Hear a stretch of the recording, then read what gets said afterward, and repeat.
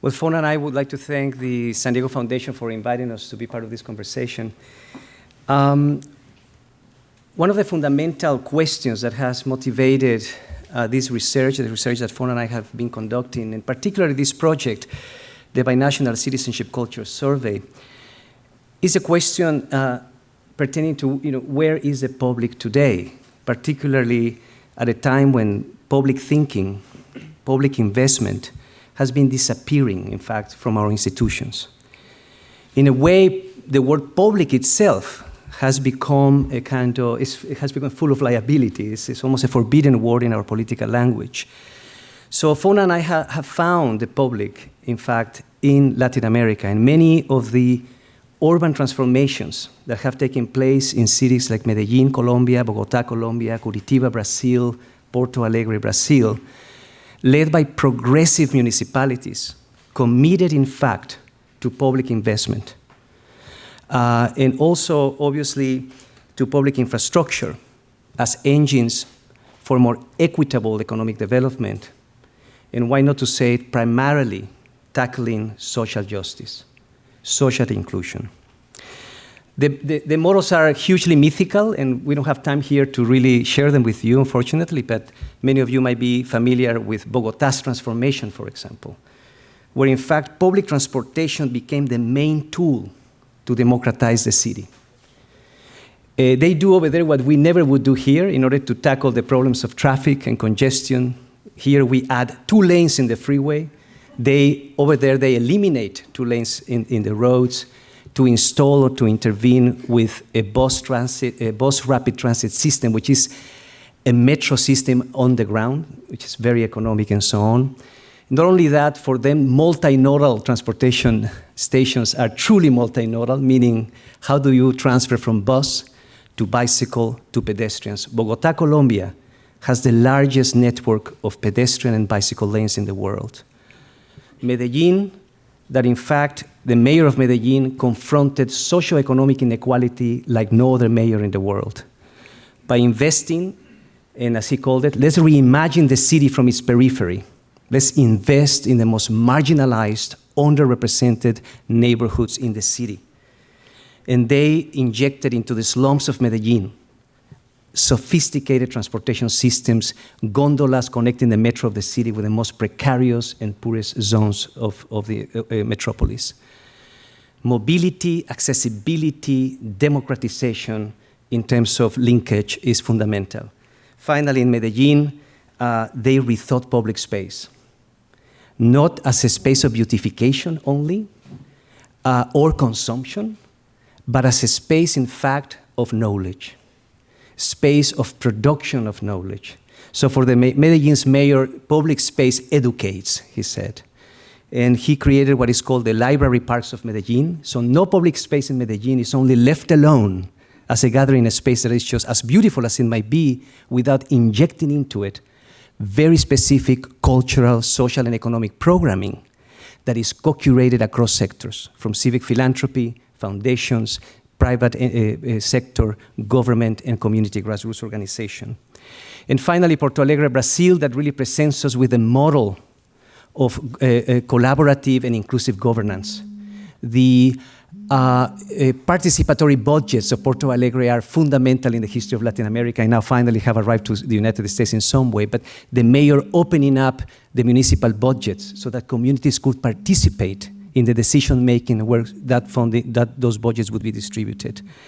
Again, is maybe too long to explain these projects, but 2 very particular aspects of these transformations. They began by rethinking governance, by in fact intervening into bureaucracy, making government more efficient, more inclusive, more collaborative. The mayor's office became an urban think tank that summoned the creative intelligence of a whole city across sectors in order to synergize and consolidate the fragmented policies, resources, and knowledges of the city itself. Primarily then, these projects are based, and it's fundamental to our conversation here, as well as the small gestures that might emerge in many other communities are fundamental, but it is primarily about an investment in recuperating a public imagination. And what really was essential in all of these transformations was leadership.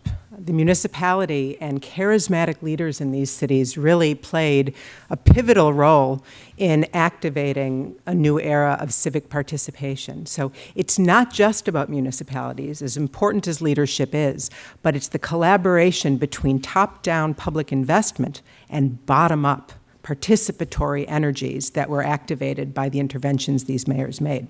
Antanas Mockus was the mayor of Bogota in the 90s and early 2000s. He was a philosopher, mathematician, an academic who came into office at a time of intense violence and conflict in Bogota.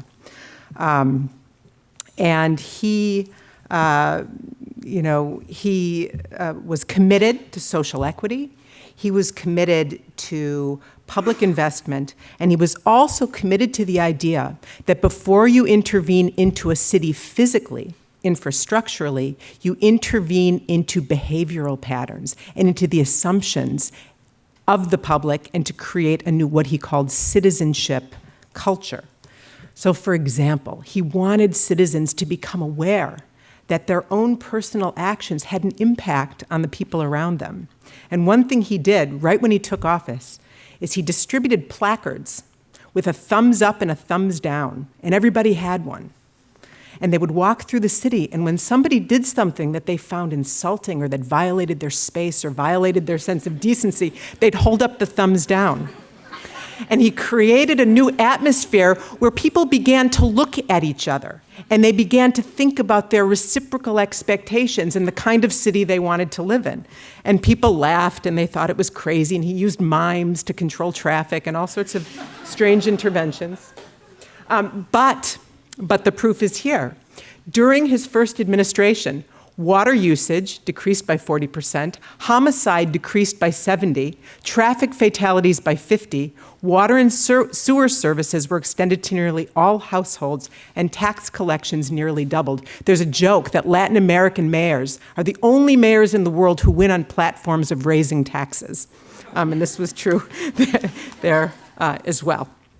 So Antanas is this legendary, beloved figure in Latin America. And when he left office, he set up a nonprofit called Corpo Visionarios that basically consults municipalities across the world, primarily in Latin America, on citizenship culture, how to intervene into the behavioral patterns of a city.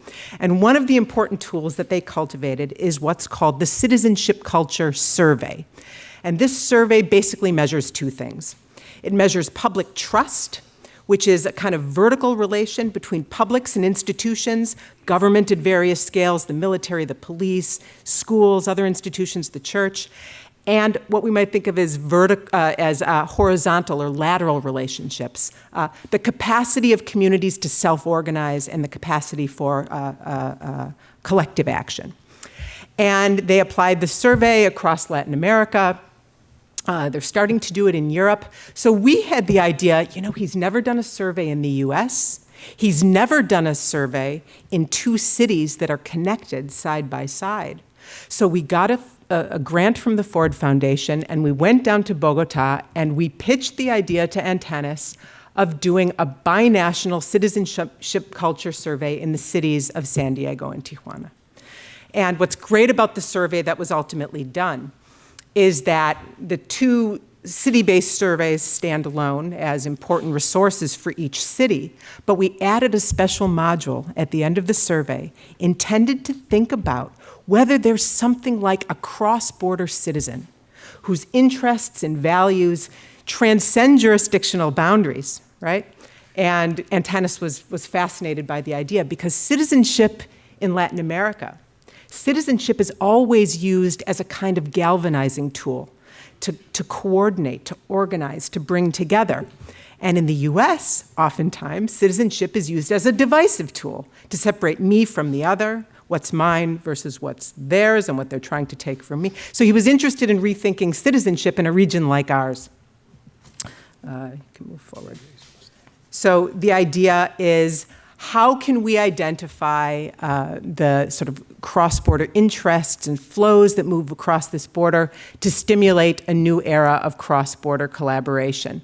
We designed a survey with cross-sector involvement, government, civil society, universities, private sector on both sides of the border. Corpo Visionarios came here, interviewed stakeholders on both sides to really create a survey instrument that was responsive to our particular needs.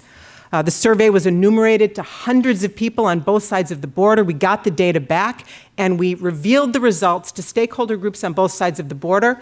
This in February, just this last February, 2015. Here's the unfolding of the results in Tijuana. Mayor Astiazaran was there, and his policy advisor. Here's the results in San Diego, actually at the San Diego Foundation. You can see Malin sitting right in the front there. It was a fantastic moment. So we have this incredible database now. It's a huge database. There are 56 questions on the survey, and it requires all kinds of cross-tabulations to make sense of it. So the researchers have it now, and they're tabulating, and they're making sense. But what we wanted to bring out were just a couple of findings here tonight that are relevant to the subject under discussion. First of all, we're going to just quickly, three issues. Civic participation.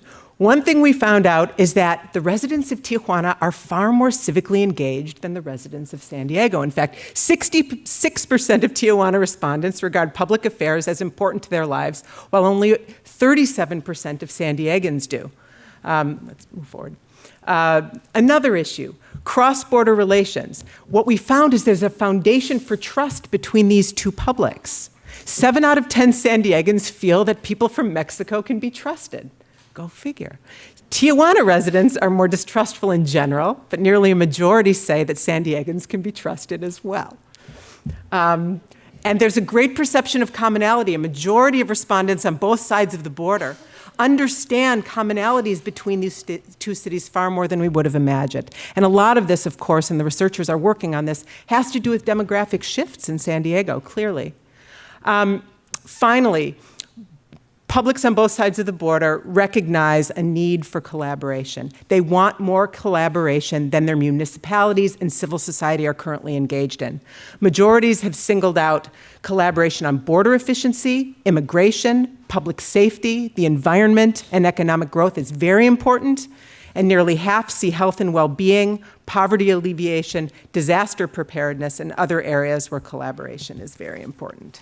Our time has expired, but just to tell you, this is really evolving towards a result. Obviously, the data itself is fantastic, but the next steps involve tabulating that data, narrativizing it, putting it together packages into very compelling language, the construction of a binational citizenship culture council that will be made of a very important group of cross-sector leaders from community grassroots organizations to civic philanthropy and government.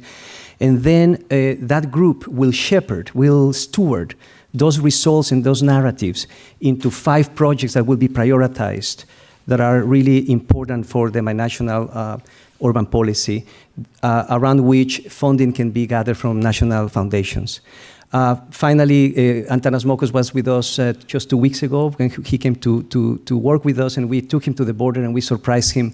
He loves performance, and so we brought these folding chairs and tables and we unfolded it in front of him, right in front of the, one of the most contested borders in the world, and we toasted to the future of this survey. Thank you, everyone.